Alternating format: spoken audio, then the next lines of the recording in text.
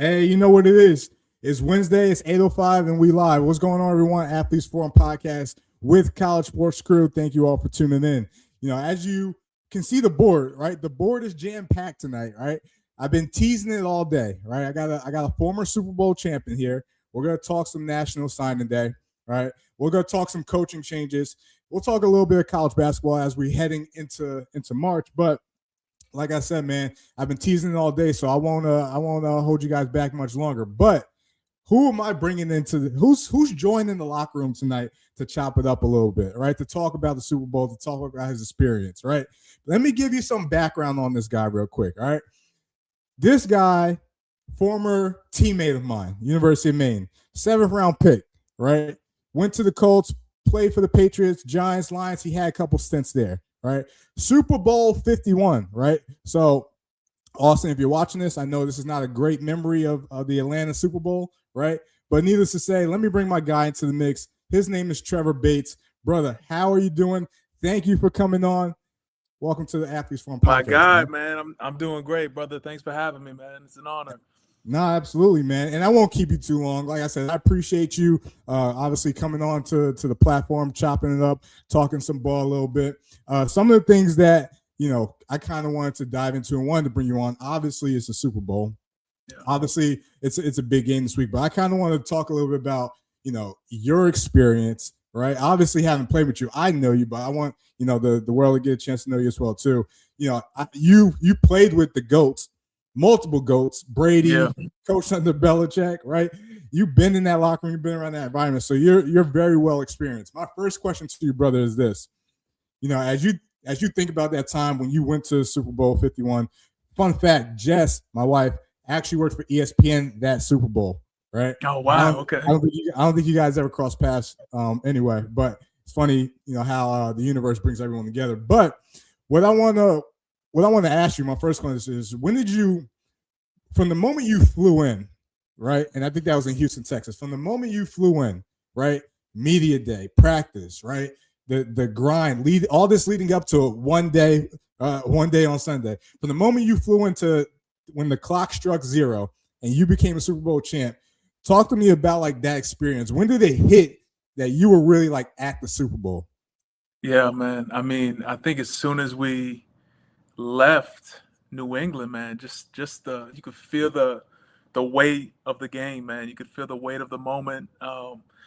Obviously, New England is an organization that's familiar with championships in that type of environment, man. But you could feel kind of the standard of excellence that was in the building, the expectation that we had to win. I remember we were out there, we were practicing in full pads that week, man, which is unheard of. It's just the New England way, man. So like, we prepared the same way. There wasn't any big changes when it came from like a inside practice or preparation standpoint. But just the outside noise, Belichick was always so keen and focused on us, like ignoring the noise and just staying fixed and focused on our plan, our game plan, how to execute. But I think, when we left, me being a small town kid and being on that type of platform, man, I was feeling all the hype, man. I was excited to be a part of the team, part of the game, man. And it was a crazy experience, man, from the beginning to the end when the confetti was coming down and we actually realized James White crossed the end zone and we scored. Yeah. You know what I mean? It was a wild experience, man. Yeah, I can't even imagine. You talked about like from flying over, just it had to have been the longest flight of your life, just waiting till you get to Super Bowl. Not to mention the longest week of your life, coming up, leading up to that point. And listen, you've been around obviously some of the top talent and really a lot of like history and GOATness in regards to like how to go about your prep and all that stuff. So I can't even imagine that experience, and for you to be able to experience that, right? A kid from I'm not gonna say Portland, Maine, but Westbrook, Maine, right? Played at the University of Maine. Shout out to the Black Bears, both of our alma maters. And then having to play for your territory professional team in New England, and then winning that Super Bowl. That was I can't even imagine what that was like. I'm happy for you. Obviously, you had the chance to get that experience. Let me ask you this: Is there something people still get wrong in regards to the Super Bowl? Like, obviously, you have a different experience. The top 1%, from the rest of the country that get to experience that? Is there something people from the outside that we get wrong or misconstrued or maybe don't understand about the Super Bowl based on the experience you had? I think if you're not poised to play under that type of pressure, you know, the stage, the lights, the media, like even just media day, man. I think I don't know if people really understand the type of pressure that these players and that we were under. You know what I Yeah, mean? But I think if you have a great coaching staff, like I mentioned earlier, that can keep you focused and keep you fixed on your game plan and things like that, it becomes easier. I think the other part, man, is like just the celebration, man. To be able to see that Lombardi Trophy come down the field and be able to touch it, and just to that moment of, you know, grinding through training camp and OTAs and the meetings and the weight rooms and the early mornings, and just yeah, and being able to breathe for a second, man, and realize what you accomplished all year with you know, brothers that you were in the trenches with, man. And so I think just that moment of celebration and victory is something that, you know, is reserved, you know, for that level of championship play, man. And it's there's no greater feeling than being able yeah. to celebrate at the highest level, man. Something I wish, you know, everyone could experience. But Listen, yeah, listen, I almost feel like I wanted with you being there. yeah, Listen, yeah, I'm still living through Pat Ricard, obviously TV my yeah. fullback for the Ravens. Anybody watching the show, also former he's from Mass, but he went to UMaine as well. Like I'm living through you guys. So when you won, and I'm seeing that, I'm like, dang, he did all those mat drills, All all those the gaffers, waking all up at those mat 6 drills, a.m. man. for Oh 4 years man. just to work out all that for this. Man, that Yeah. had to be a beautiful experience, man. Yeah, no doubt, bro. No Most doubt. definitely. Hey, we got, I mean, it's not necessarily a rematch of that Super Bowl, but now we got a rematch of a previous Super Bowl. Really different though, right? Yeah. A lot of newbies, right? There's not a lot of people that have been in the Super Bowl that are playing in this year's Super Bowl, especially at the quarterback position. So quickly, what are your thoughts on, you know, the rematch, obviously Patriots Seattle Super Bowl that we got coming up on Sunday? I'll tell you what, man, it's almost like it's the Legion of Boom 2, man, like the You, right? rebirth in Seattle, man. Like, I mean, I'm a defensive guy, so Yeah, I love that the Seahawks have been dominated, man. Up front, they've been balling. Secondary, um, number one defense when it comes to points allowed. So, you know, we see it. They stopped Stafford last week. Fourth and goal. yeah, It's big time, man. But also, I love New England, man. I love the coaching staff with New England. I love that yeah, Drake is under McDaniel, same coach that coached Brady through all his championships, and he has absolutely. that level of attention and just preparation with him. Um, I think Stephon Diggs, man, if he can have a big game, it's so back and forth, man. Because like I even the know. running game between both teams, man. Kenneth Walker was super shifty last week, man. He had a huge Yeah, game, couldn't making he's the people premier miss back left and now right. too. You know what I mean? So it's gonna come back down to the basics, man. The fundamentals. Who can pound the rock, man. Who can stop and get off the field, third and outs, man, and control the clock with time of possession. I'm going New England. I have to, man. Yeah, I got to, man. I got to see those guys get it. I love Rabel too, man. I yeah, almost played. I almost played for him when he was in Houston back in 2016. And he's a great coach, man. So I'd yeah. like to see New England get it. I think it's going to be a great game. It's going to come down to the wire. Um, it's going to be a good one. Yeah, absolutely. And those are just tuning in because we are getting more viewers. Trevor Bates here, former Super Bowl champion for the New England Patriots Super Bowl. I think it's 51. Everyone knows the Atlanta breakdown and the GOAT comeback and James White running to the end zone type of Super Bowl we have here on the podcast. Thank you for tuning in. Hey, you know, obviously you go in New England. For me, like from the outside looking in as a Rams fan, I hate both these teams, right? Right. I Fact. lost I lost twice to the Patriots in the Super Bowl. In Seattle, I got to deal with them twice a week, and they just eliminated us, right? Yeah. So, you know, for this one, I just want a good game, so to say. But like you said, no, I think it's really got to come down to defense. We got two defensive-minded coaches in this game with Vrabel and McDonald on the Yeah. other side.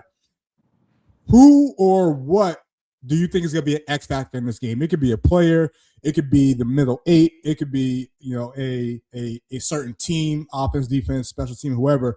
Who do you think, or what's going to be the X factor in this game? I think it's tough, man. I think possession of time and New England controlling the clock is going to be big. Um, Sam Darnold's just been balling, man, and keeping Yeah. him off the field is huge. But it's tough, man. I think if we can control the run game too, from a New England standpoint, I love Stevenson. I love Henderson. Yeah. Henderson's a baller, man. I love Ohio State, man. That's my guy, man. So I I thought he think, was gonna win Rookie of the Year. I mean, he still could, but I thought yeah, preseason he was gonna have a year. He did end up having a good year. Ended up taking the start running back role. yeah. But yeah, man. I think we get the run game going, complement the passing game with New England. I think we'll be okay. Yeah. Well, absolutely, man. Hey, like I said, I appreciate you coming on. I'm not gonna keep you too long. And you already gave me your pick with the Patriots. I'll give you mine too after this question. This will be my last question. Well, yeah, this will be my last question. I'll give you who I think is gonna win this game. Sam Darnold. Obviously, this game comes down to the quarterback. We all know that, right? No matter how it plays out, it's always got to come back to the quarterback one way or another. We got Sam Darnold, who was a number 3 pick a couple years ago with the Jets. Drake May, number 3 pick a couple years ago for the Patriots. This Super Bowl, a win in this Super Bowl does more for which quarterback? Oh, that's a good question, man. Yeah, because Sam is still young. Of course, man. Being a New England guy, I think I can say just based off Darnold's career, how they slept on him, how they kind of threw him to the side, man. And Ben, he went through his journey with the Jets and just getting released after a successful season with his last team, man. I think him getting a Super Bowl victory and getting a ring after just what has happened and transpired in his career would probably be more monumental in his career than Drake. Yeah. I don't even if New England loses, man, they're gonna be back. They got a young team. They got a great coaching staff, man. They're gonna be able to continue to build from the ground up, man, and complement their roster now. But I think it's a bigger win for Darnold than Drake. I would say based off his career. Yeah. Yeah, no, I agree. I think I would go the same route, especially Drake with him second year in the league, and he's already at this point as well too. So, with that being said, it doesn't matter who I pick because again, I don't like any of those teams, but I think I'm gonna go with the better defense. I think New England actually has the better defense in this game. I'm a fan of Vrabel. I'm a fan of Vrabel and what he's been able to do, even at Tennessee, and now with the Patriots. And also, my favorite DB in this game is Christian Gonzalez. As a former DB, I'm rocking with the DB. So therefore, I'm gonna rock with the Patriots. I'm gonna rock with my guy Trev and all of New England. And my UMaine Black Bear alum will they'll appreciate me for this. Hopefully, no doubt, brother. I love it. Hey man, I appreciate you coming on, man. Like I said, I didn't want to take up too much of your time. This has been great. We'll chop it up. But again, just want to say thank you and till next time, brother. Absolutely, man. Thank you, brother. Appreciate it. Absolutely. That's Trevor Bates, former linebacker of the New England Patriots, right? Super Bowl champ, played with some of the greats, coached by one of the greatest. Why is that guy not in the Pro Football Hall of Fame? That's a topic for another day. All right. Let's pay some bills here, right? Athletes Forum Podcast. Again, we're here with College Sports Crew, right? So if you haven't already done so, drop a comment. Let me know what you guys think, right? You can follow us on X. What's up, Pops? What's up, Chris? You can follow us on X at College Crew. You can follow us on YouTube, College Sports Crew. Follow us on TikTok, right? College Sports Crew, right? We've officially jumped over the 100 mark, right? We've officially jumped over the 100 mark. Therefore, the next goal is 150, and only you guys can help us get there, right? And this is an interactive podcast. I got a couple heads here, right? Drop a comment. Let me know what you guys think. It may show up slow, but I promise I'll get to it because if you talk shit, I like to talk shit. If you want to talk other stuff, we can talk other stuff, right? All right, let's get back to the board. All right, man, it's National Signing Day, isn't it? Isn't that what they call it now? The first Wednesday in February, National Signing Day, right? Kids choosing their future, kids really deciding what their next 3 to 4 years are going to look like. Everyone thanking God for the opportunity and give praise to the man upstairs. It's National Signing Day. National Signing Day ain't the same. National Signing Day ain't the same. Again, college football is, totally different from what at least I grew up in. Again, I graduated in 2009. I remember National Signing Day, putting on the hat, signing my letter of intent to go to UMaine. I was happy about that. But now with the way National Signing Day is, everyone signs early. There's not even like big announcements on this day anymore. So there's a couple things that I kind of want to talk about when it comes to National Signing Day. And if you haven't already, I did a video last week, right, about is recruiting a 5-star quarterback is it even worth it anymore with the transfer portal, everything we got going on? Is it even worth it recruiting 5-stars if they're gonna leave after 1 or 2 years because they're not happy, they're not getting paid, or they're not playing? Go check out that video, right, and give it a like while you're at it. But I want to talk about a couple things. We'll get to. I want to give you 5 guys who I think may start and make an impact. And make an impact next year, along with who won National Signing Day. Right? Again, totally different vibe. It's not what it used to be. Really, the real National Signing Day is early in the fall. Right? So, it is what it is. But let's talk about this. I want to give you a couple guys who I think are going to make an impact year one. Right, as freshmen, potentially as freshmen, right? So, without further ado, let's dive right into it. Okay. First one. All right, this one hits home. Right, I had to throw a Florida Gator up there, but not just because he's a Gator, because I really think CJ Brono could do some damage. Right, he's going into a secondary where we lost some cats. We lost like 3 starters. So he has the opportunity to play right away. Florida's defense always been good when we've had good DBs. This is a lengthy DB coming in at 6'1", 180. He was recruited by Billy, stayed for John Summerall, right? And this is a kid who is instinctive, who is a great zone corner, right? He could cover ground quick. Also a track athlete. I like CJ Brono, cornerback for Florida, already on campus, right? Already on campus. I'm interested to see how he looks in orange and blue, right? And how he's going to really dive into that secondary. Because remember, Kamani McLean got hurt. McLean got hurt last year versus Miami. He would be out for a little bit, or maybe he's back in the mix. We'll see, obviously, coming in the spring. But CJ Brono, right? Another name I want to give you to keep an eye out for, right? I got to go with the big ugly, right? West Virginia got Kevin Brown. If you don't know who Kevin Brown is, right, look him up. He was a former Penn State commit. Obviously, when James Franklin was there, when James Franklin lost, he opened it back up. He commits to West Virginia. His dad used to play for West Virginia, and now they both have something in common. Rich Rodriguez as the head coach, because his dad played under Rich Rod. He's going to play under Rich Rod. This guy is no joke, right? And we could talk about O-lineman. We could talk about Jackson Cantwell going to Miami, right? I don't think he'll crack the starting lineup, right? And I wanted to really dive into guys who may start right away. We could talk about Emmanuel. I'm gonna mess up his name, but it's Emmanuel Iheanacho. I don't know. He's going to Oregon. I apologize for messing up your name. If it goes viral, you could thank me later. But Kevin Brown is a dude. Kevin Brown moves people, right, and throws them out the club for a living, right, as a hobby, right. You only got to pay him overtime. Kevin Brown's gonna be a stud. I think he comes in. He's 6'5", 280. Will he play left tackle right away? I don't know.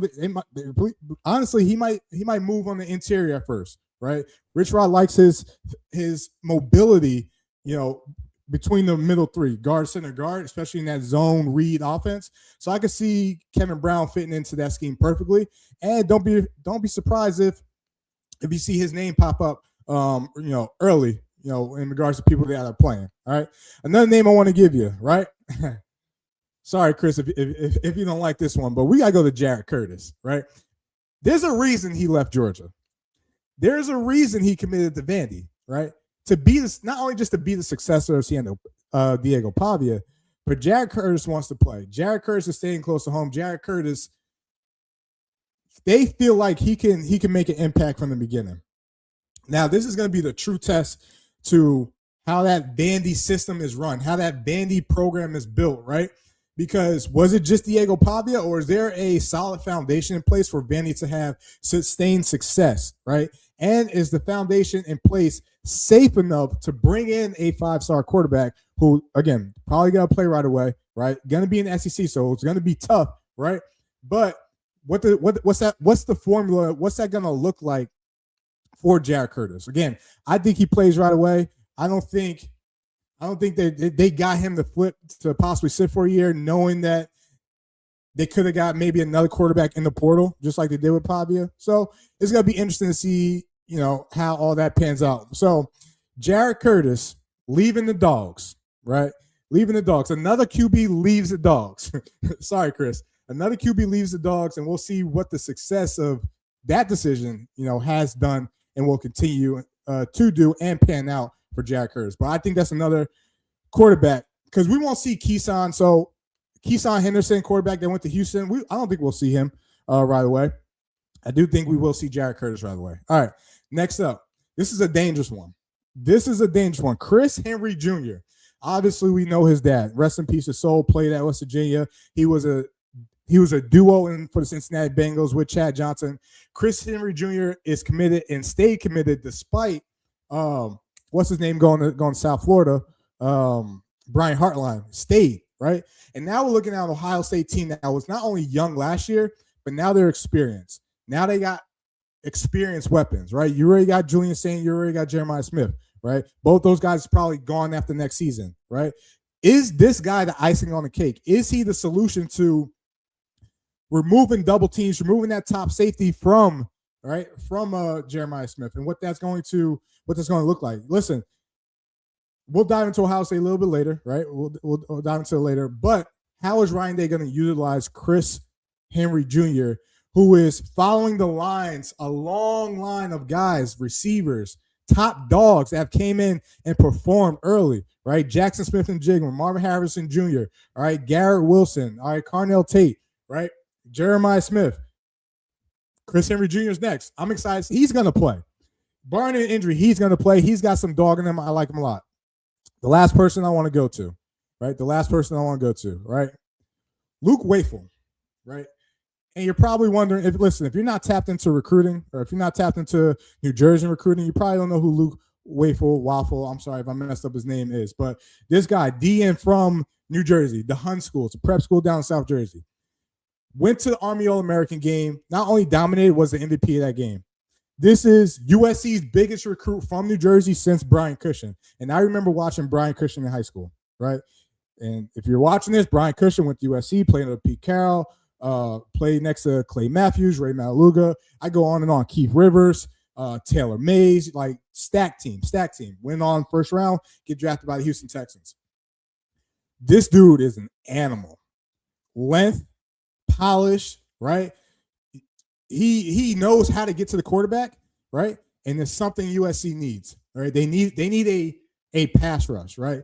He'll add depth. He'll get some playing time for sure, right? But he's only going to add depth to that pass rush. And I'll tell you what, Gary Peterson is going to love this kid, right? New defensive coordinator, former head coach of TCU, did some time in Texas, right?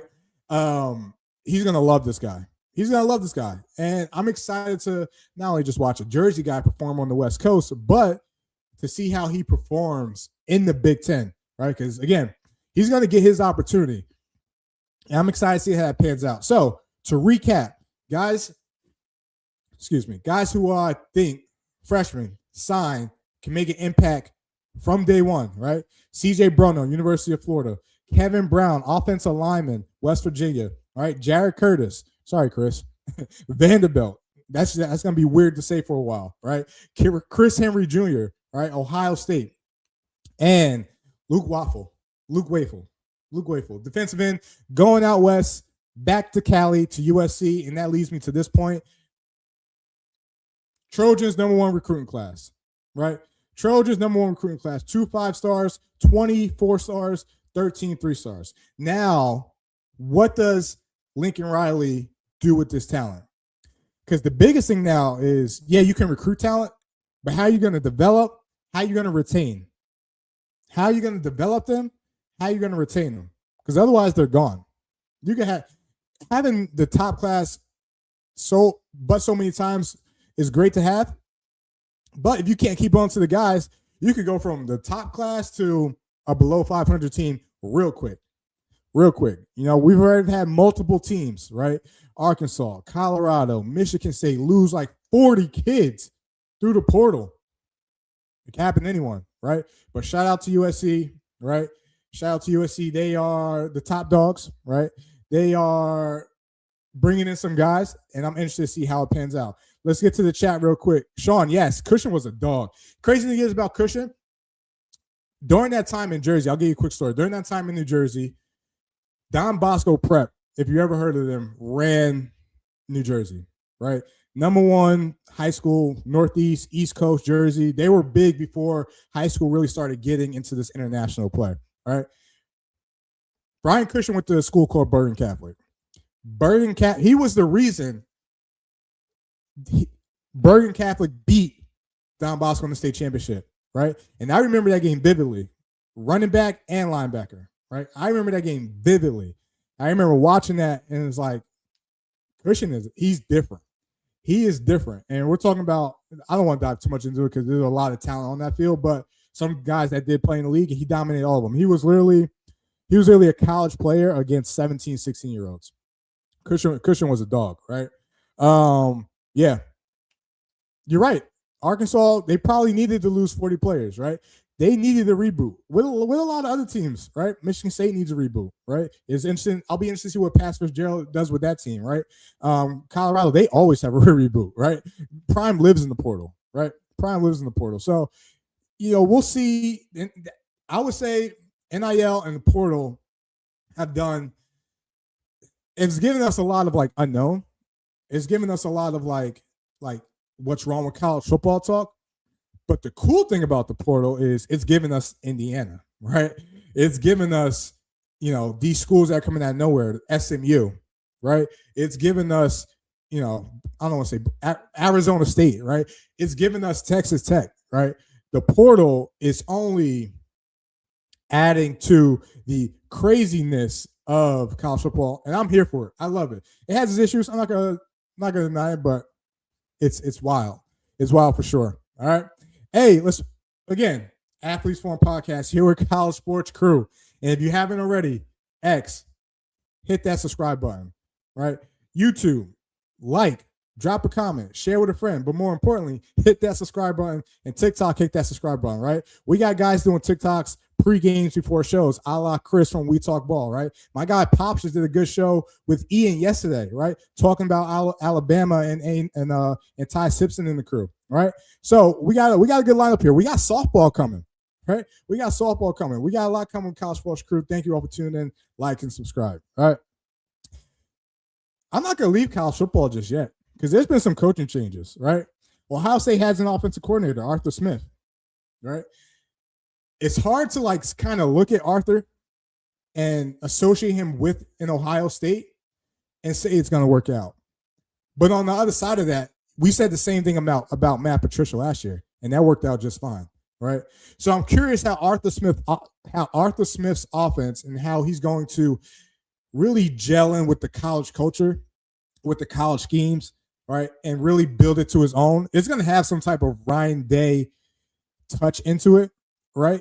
He's going to have some type of feel in that offense, some type of say in that offense. Arthur Smith is still going to have his as well too, but college is totally different. And I know people are going to say NFL is bringing the college game right to, the league in regards to concepts and stuff like that, but college is still different, right?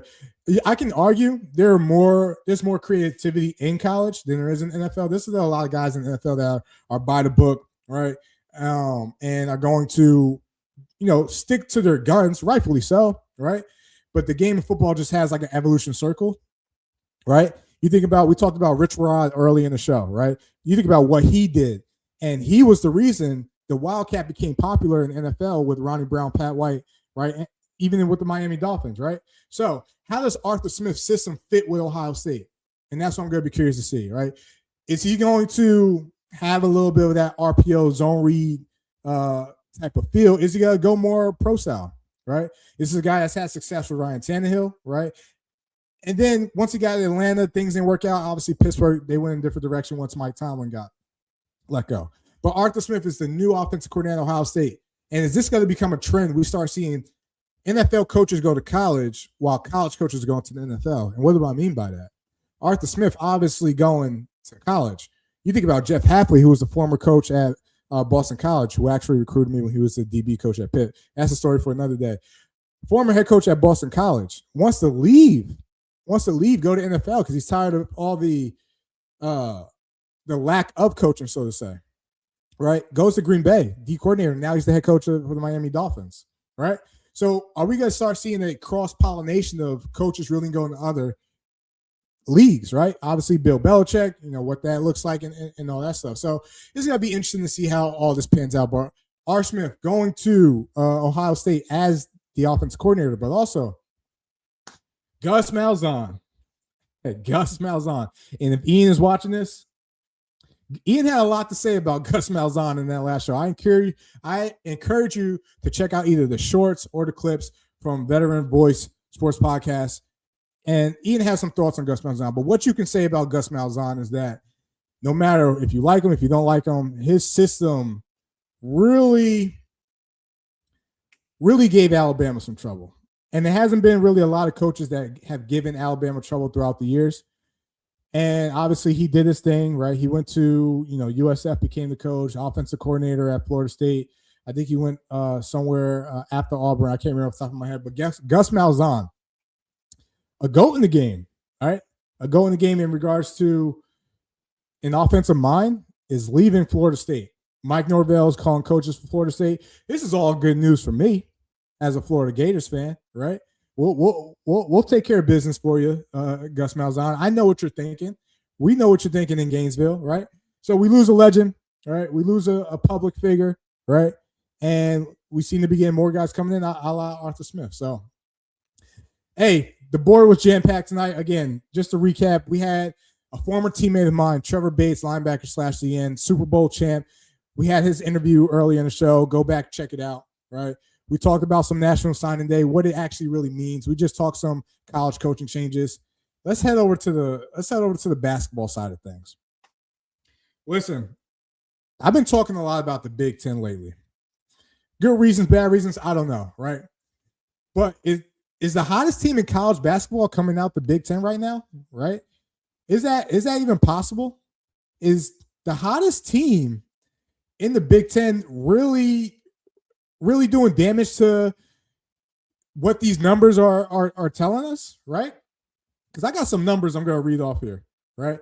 And this one team in the Big Ten is doing a lot of teams dirty. And it may be the hottest team in the Big Ten. And I'm talking about Illinois, the Fighting Illini, right? This is a team, the most, how can I phrase this? The most top 10 road game wins. Excuse me. The most wins against top 10 teams on the road, right? Listen, I'm completely messing up the stat, but this team has dominated on the road the past 10 games, right? This is a team really coming off back-to-back wins from top five schools, right? They just had a huge win versus Nebraska, right? We saw what Nebraska was before that Michigan game, right? 20-0, lose to Michigan, obviously lose to Illinois, right? The hottest team in college basketball right now, right? So coming off back-to-back losses to a team that is hot right now, right? And this is a team that is led by a young fella, Keegan Wagler, a 6'6" guard, 180, who's averaging 18, 5, and 4 right now, dominating the game, balling right now, right? This was a guy, player of the week. This was a guy, player of the month in the Big Ten, right? Drops 46 on Purdue. No one's ever dropped that high, especially a freshman on Purdue, right? Last 20 years, I have this down. Last 20 years, most points in the Big Ten by a freshman in a 3-game stretch, 96 points. 96 points combined in the last 3 games for Keegan, right? And not to mention, if you average his 3-point percentage from those games, right? I think he was 40%, 50%, 80%. He's 58% from 3-point range. Efficient, and he's dominating in one of the top leagues in college basketball right now, right? Now, when you think about this Illini team, this might be the tallest team. This might be the tallest team in college basketball. And when you have height, when you have length, you really make things difficult for a lot of teams, right? A lot of teams are going to struggle to really get the ball to the paint. This is a team that crashes the boards like no other, right? This is a team that really dominates you, right? And they have a trio, when healthy, that is going to be dangerous in March. You think about Andrei Stojakovic, right? You think about Boswell once he's healthy, and you add that with Keegan. Illinois is dangerous. Their next couple games, let's look at them. We got Northwestern, Michigan State. That's going to be a good game. Michigan State's going to be a good game. We'll see how that pans out. So they got Northwestern, Michigan State, Indiana, USC, UCLA. 3 at home, 2 on the road. Let me rephrase that. I think three on the road, 2 at home, right? Listen, Brad Underwood is doing a great job, right? Because this team is physical. This team really does well when they're, I already talked about crashing the boards, but they really out physical teams. They out physical Nebraska. Then Nebraska head coach made a comment in his post-game press conference, something about like their physicality. And I think he meant it as a compliment, but Coach Underwood is doing a phenomenal job for Illinois, right? So Illinois, they are the hottest team, right? They are the hottest team right now in college basketball. They're the hottest team leading into March, leading in the Big Ten tournament play, right? I talked about those, the trio, right, in regards to Stojakovic, Boswell, and Keegan, right? Those 3 are going to cause a lot of problems come March, right? Right, and we're going to have to follow up and see how this all pans out. But Keegan has worked his way up into being a lottery pick in the NBA draft, right? People are going to love a 6'6" guard at 180, right? People are going to love his efficiency when shooting the three-point range, and he's only getting better. And he's only 18. That's the beauty of it. That's the beauty of it. Man, that was a good show. That was a jam-packed show, right? Let me get to I can't let these comments go away. Bergen Catholic, Pops, yes. They are now the Don Bosco from what they were, from what Don Bosco was back in the early 2000 range, right? So Bergen Catholic is definitely producing bodies as well too, right? We talked about Gus Malzahn, changed the game. Absolutely right. Absolutely right. Right. There's a lot of great offensive minds, right? And the same way, this could be a hot take, the same way we think about Mike Leach, I think we're going to think about Gus Malzahn in regards to what he did as well too, right? And then, yes, these games are going to be crucial for Illinois, right? Michigan and Michigan State are going to be really, really big games, and I'm excited to see how that pans out, right? Because that's going to be a true test. And like I said, their length is going to cause a lot of people some problems, right? But that's what you need. You need solid guard play, which is what they got right now. You need solid defense, which is what they got right now. You need physicality. Those 3, chef kiss, right, formula for success when it comes to the tournament, right? Athletes Forum Podcast, College Sports Crew. Follow us on X, YouTube, TikTok. Thank you all for tuning in. Listen, we've had a lot of viewers today. I appreciate all you guys, right? We're here every Wednesday. We're live at 8:05, right? Thank you all for tuning in. Athletes Forum Podcast.